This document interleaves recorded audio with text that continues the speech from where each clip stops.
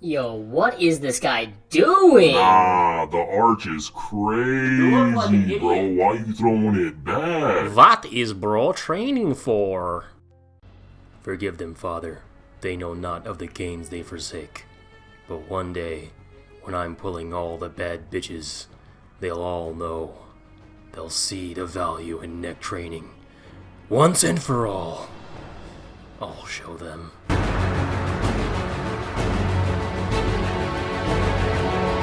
But Mr. Turk never did get those bitches. His Johnson remained dry for as long as he lived. As the years went on, his schizophrenia only got worse. Poor bastard's friends and family all abandoned him in the end. He had no one. But there was one thing, one inscrutable fact that no one could take from him. His neck was indeed swole as fuck.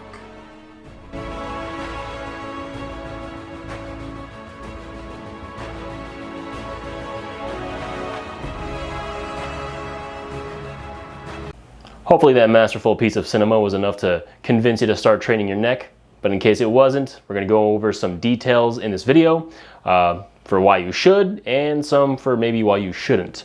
So one of the main reasons, one of the main attractions of getting a bigger neck is, of course, a more strong, masculine looking appearance. The bigger your neck is, the more overall, I guess what's the word for it, dominant you look. It's just a really cool look. You look strong, you look sturdy, you look like you could take a hit, you know what I mean? And that's probably where it comes from, you know, just the idea that the guy's neck is big, right? So it's gonna be hard to really knock him out. Your mind kind of makes that connection, so you kind of get that idea in your head of like, let me steer clear of this dude.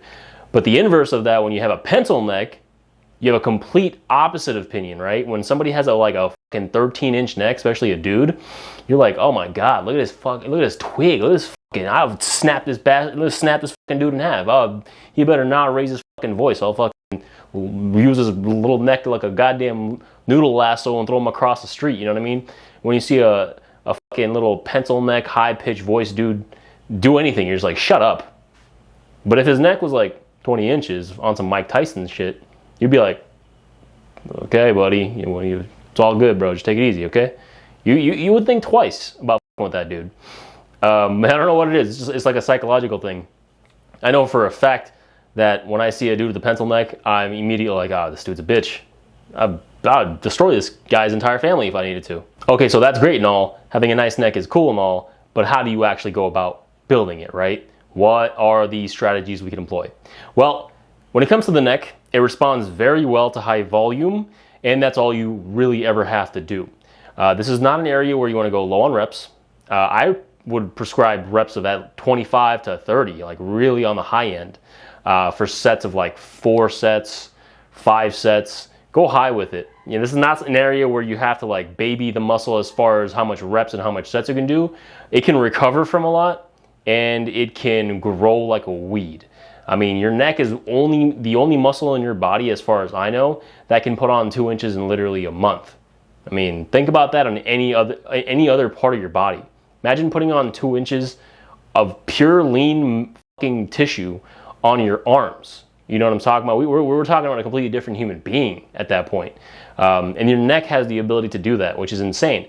And so there's gains on the table, you know what I'm saying, that you're just like leaving there if you're not training your neck. It's a no-brainer. Definitely do that. Now, as far as exercises, they are very simple. We got the neck curl, we got the neck extension, which you saw me doing in that goofy little skit, and then we got the, I don't know, I guess the neck side bends, this shit, neck side raises. This is more of a awkward one. I guess you put a plate here and you can load it like that. I wouldn't really bother with that one, to be honest. I think that if you do a neck curl and neck extension, that's pretty much all it's going to take for full development of your neck, as well as like training your traps.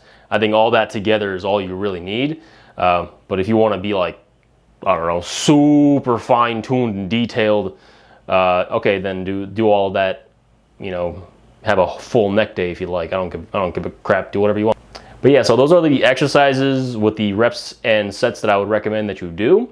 As far as how long it's going to take for you to see results, I'm going to say probably 2 to 4 weeks, just depending on how small your neck is to begin with. This is an area where if you have a good genetics for it, you literally, I've seen some dudes, guys, like a 20-inch neck. I swear to God, maybe 20 or just like striking distance of 20 inches, and the guy's never lifted a day in his goddamn life. I don't understand. It's mind-blowing. But sometimes it just works out like that. It's like big calves. You know what I'm talking about? There'll be dudes with just insanely, disgustingly developed calves, and you ask them what'd you do to develop that area to get to that point, and they're just like, I don't know, I just walk. You know what I mean? It's pretty much the same thing. If your neck is currently underdeveloped, I would say that would range between like a 14-inch neck to 15 and a half inch neck. That would be considered like on the smaller side. But overall average, if you increase that to just 17, 18 inches, you're gonna see a big difference, and that can happen within the course of like 3 months. So definitely put some time into training your neck. You can train it literally at a frequency of 3 times a week. You can throw it in on your lower body days. You can superset your squats or your deadlifts or whatever else with neck curls. You know, bang out 4 sets of those. Really doesn't take a lot of energy out of your workout, and pretty much interferes with nothing. So you can throw it in there. You can throw it into an arm day. You can throw it into an upper body day. There really isn't a day at all that you can't really slip some neck work into. And that's personally what I do, and I've been seeing some really good results. Now, on top of just increasing your appearance and making you look better overall, the neck also has applications for like your actual survival. The bigger your neck is, the stronger it is at absorbing impact. And so people who have larger necks will have a higher chance of actually surviving a car accident. You'll also be harder to knock out. It's no coincidence that people in fighting sports, MMA fighters, boxers, wrestlers, all these dudes, they've all got big old necks. It's for a reason. It's because it directly applies to the sport that they're playing, because their neck is constantly being hit with punches, being put into submissions, and whatever else. Their neck has to be strong. It has to be fucking formidable to be able to handle those forces. Otherwise, they would just snap and get knocked out. You don't want to do that. So there is that to keep in mind. You get into a street fight, somebody sucker punches you, chances of you knocking out are lower if your neck is bigger. Now, another thing that goes up alongside the increase of neck size, which isn't all that appealing, is the risk of sleep apnea.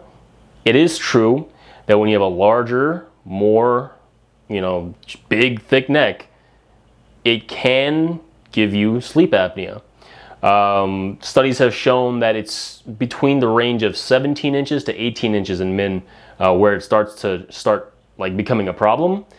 But I believe, in my case at least, that's only the case if it's fat tissue around the neck.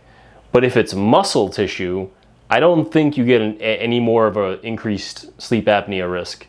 And in all honesty, you're not going to get to the point that you have like such an engorged, disgustingly large neck that it gives you sleep apnea until you're pretty deep into it. And at that point, you can, ease off of it if it does start giving you issues. You know what I mean? If you do start, I don't know. This is just my case.